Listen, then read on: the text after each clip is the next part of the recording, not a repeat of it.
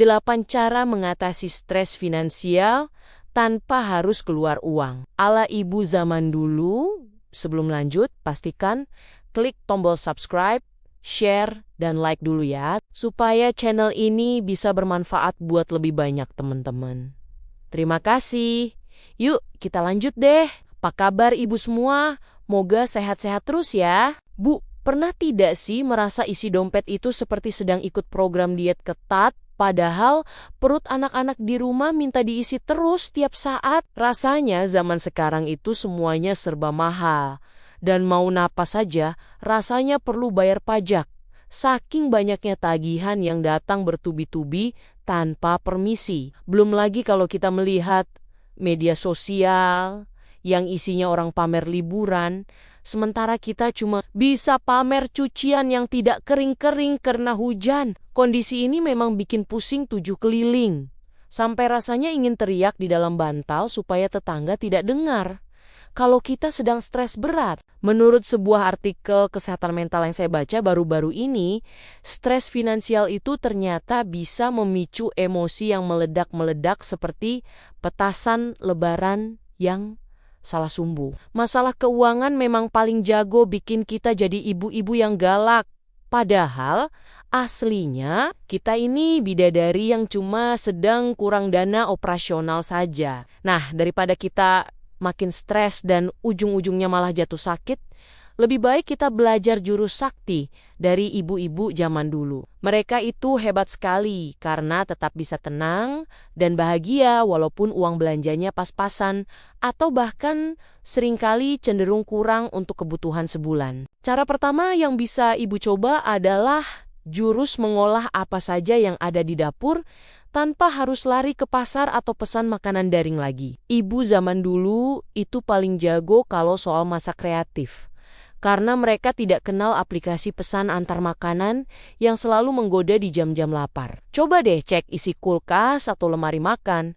Siapa tahu ada sisa tepung atau tempe yang bisa disulap jadi mendoan hangat untuk camilan sore hari. Dengan cara ini, ibu bukan cuma menghemat uang, tapi juga menyelamatkan bahan makanan supaya tidak mubazir, terbuang sia-sia ke tempat sampah. Tips kedua adalah mulai bercocok tanam kecil-kecilan di teras atau bahkan di balkon rumah meskipun lahannya sangat sempit sekali. Bayangkan kalau ibu punya pohon cabai atau tomat sendiri, pasti perasaan stres langsung hilang saat melihat tanaman itu mulai berbuah lebat dan merah. Dulu ibu kita tidak perlu pusing kalau harga cabai naik melambung tinggi karena mereka tinggal petik saja di samping rumah sambil menyanyi santai. Selain menghemat uang dapur, melihat yang hijau-hijau di rumah juga bisa menjadi terapi gratis buat pikiran yang sedang ruwet karena tagihan listrik. Langkah ketiga yang sangat klasik adalah memanfaatkan barang bekas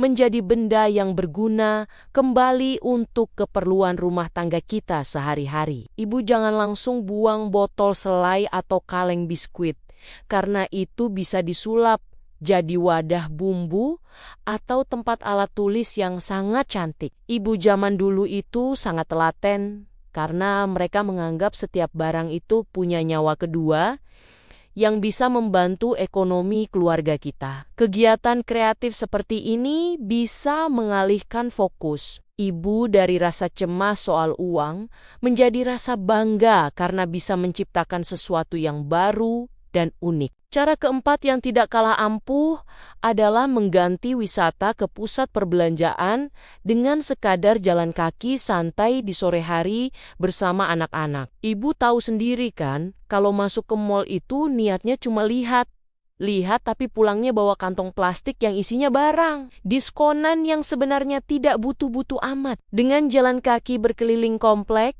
ibu bisa dapat sehatnya dan anak-anak pun tetap senang tanpa perlu mengeluarkan biaya parkir atau jajan mahal di kafe. Obrolan santai di sepanjang jalan juga bisa mempererat ikatan batin yang seringkali renggang gara-gara kita sibuk pegang ponsel terus sepanjang waktu. Tips kelima adalah menghidupkan kembali budaya barter atau saling berbagi hasil masakan sederhana dengan tetangga sebelah rumah kita. Kalau ibu kebetulan masak sayur lodeh lebih banyak, jangan ragu untuk berbagi dengan tetangga, karena biasanya mereka akan membalas dengan jenis makanan lain. Sistem kekeluargaan ala ibu zaman dulu ini sangat efektif untuk menjaga ketahanan pangan keluarga tanpa harus mengeluarkan uang tambahan sepeser pun. Selain kenyang, ibu juga jadi punya teman curhat yang bisa bikin beban pikiran terasa lebih ringan karena sudah dibagi bersama teman seperjuangan. Langkah keenam adalah belajar memperbaiki sendiri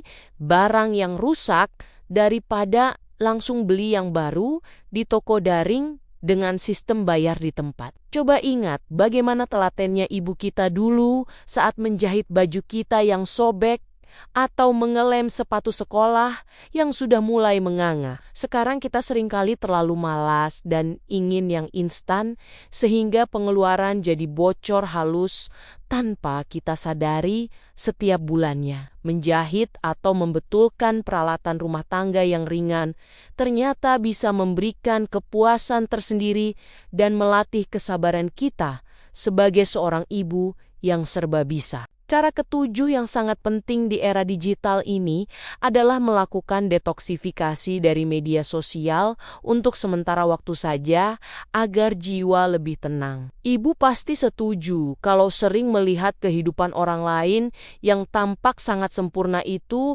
bisa bikin kita merasa kurang dan akhirnya jadi stres sendiri. Ibu zaman dulu hidupnya tenang karena mereka tidak tahu kalau tetangganya punya tas baru, atau sedang makan mewah di hotel bintang 5. Fokuslah pada apa yang ibu miliki sekarang, dan syukuri setiap piring nasi yang masih bisa tersaji dengan hangat di atas meja makan kita. Tips ke-8 adalah membiasakan diri untuk mencatat semua pengeluaran dan pemasukan dengan cara yang paling sederhana sekalipun di buku tulis. Gunakan buku tulis bekas anak atau kalender dinding untuk mencatat setiap rupiah yang keluar, supaya kita tahu betul kemana perginya uang tersebut. Ibu zaman dulu itu pengelola keuangan yang hebat, karena mereka tahu betul berapa sisa beras di karung dan berapa simpanan di bawah kasur. Dengan mencatat, ibu akan merasa lebih punya kendali atas hidup dan tidak akan merasa dikejar-kejar oleh rasa takut yang tidak jelas sumbernya. Tetaplah semangat dan jangan biarkan stres merenggut senyum manis ibu yang selama ini menjadi penyemangat bagi suami dan anak-anak tercinta di rumah. Masalah keuangan itu pasti ada jalan keluarnya selama kita mau sedikit memutar otak dan tetap tenang dalam menghadapinya setiap hari dengan kepala dingin. Ingatlah bahwa harta yang paling berharga di dunia ini adalah kesehatan dan ketenangan jiwa yang tidak bisa dibeli dengan tumpukan uang sebanyak apapun. Mari kita peluk diri sendiri dan katakan bahwa semuanya akan baik-baik saja karena kita adalah ibu yang luar biasa hebat dan kuat. Demikian, terima kasih sudah mendengarkan ceritaku kali ini. Sampai ketemu lagi di cerita-cerita berikutnya. Tetap semangat ya ibu-ibu semua.